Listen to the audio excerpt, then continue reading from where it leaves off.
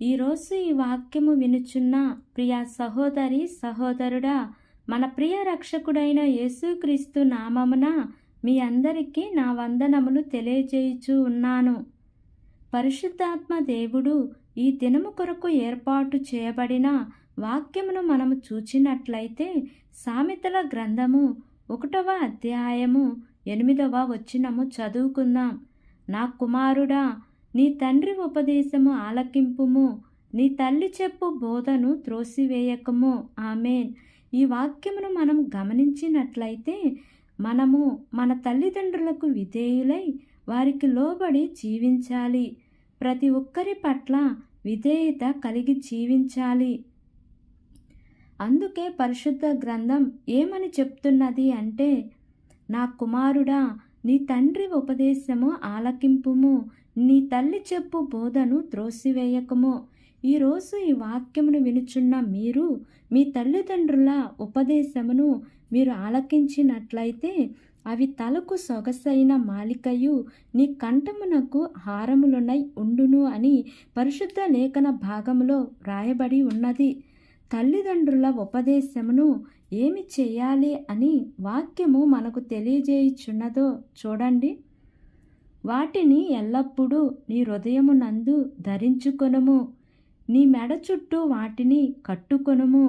నీవు త్రోవను వెళ్ళునప్పుడు అది నిన్ను నడిపించును, నీవు పండుకొనున్నప్పుడు అది నిన్ను కాపాడును, నీవు మేలుకొనున్నప్పుడు అది నీతో ముచ్చటించును. ఆజ్ఞ దీపముగాను ఉపదేశము వెలుగుగాను ఉండును. శిక్షార్థమైన గద్దింపులు జీవమార్గములు. ఈ వచనముల ప్రకారముగా తల్లిదండ్రుల ఉపదేశములు మిమ్మును సురక్షితంగా కాపాడుతాయి. కాబట్టి ఈ ఉదయకాల సమయమున ఈ యొక్క వాక్యము వింటున్న ప్రియా సహోదరి సహోదరుడా, ఒకవేళ ఇప్పటి వరకు తల్లిదండ్రులను త్రోసివేసి ఉన్నావా, వారిని తృణీకరించి ఉన్నావా, నీ తల్లిని తండ్రిని దూషించి ఉన్నావా, తద్వారా వారి హృదయాన్ని నీవు బాధపెట్టి ఉండవచ్చు. కానీ ఇక నుంచి అయినా నీ తల్లిదండ్రుల పట్ల విధేయతను చూపించండి. మీ తల్లిదండ్రులను తృణీకరించకండి. వారిని మీరు తృణీకరించకుండా వారిని ఘనపరచండి. అప్పుడు దేవుడు మీ జీవితంలో అద్భుతములు చేస్తారు. ఆమె దేవుడు ఈ వాగ్దానము వింటున్న మనందరి జీవితములలో నెరవేర్చబడును గాక.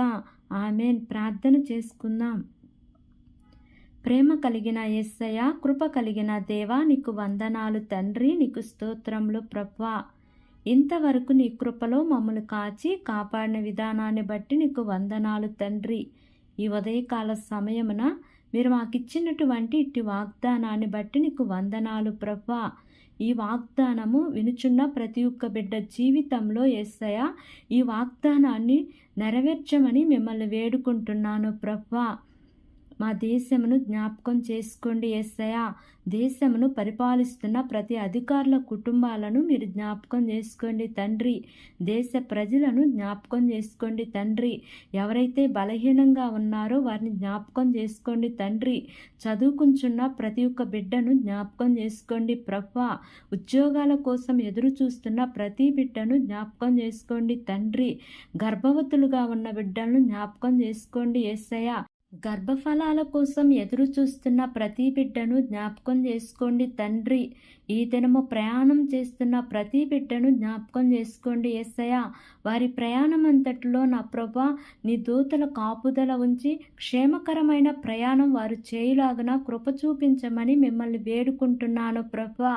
ఈ దినము నూతనముగా ప్రారంభిస్తున్న ప్రతి కార్యక్రమంలో యేసయ్య మీరు ముందుండి నడిపించమని నా యొక్క ప్రార్థన ఆలకించి అంగీకరించమని నజరేయుడైన యేసు అతి పరిశుద్ధ నామమున అడిగి వేడుకుని పొంది ఉన్నాము తండ్రి.